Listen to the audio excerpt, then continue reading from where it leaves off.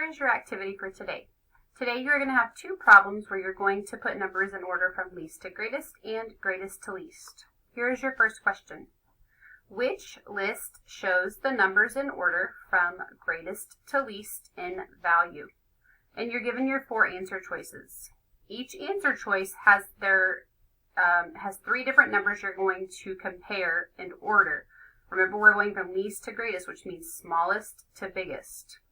Within each one, you're going to represent them in expanded form, and then with that, you're going to actually use that to help you put them in order from least to greatest, and then you'll circle whichever answer is correct.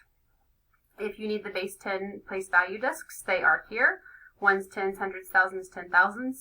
You are able to use them to help you model if you need them. If expanded form works for you, you can do that, but make sure you're using one of the pictorial representations, so either the base 10 place value discs or expanded form so you're able to see the value of each of the numbers.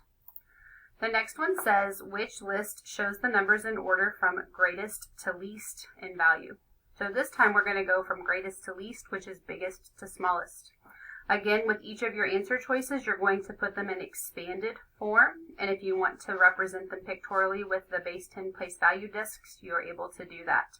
So you're looking for the one that's greatest to least, and then you'll circle your answer. Whenever you're completely finished, you're going to turn it into Google Classroom. If you have any questions, ask your teachers. I'll see you later. Bye.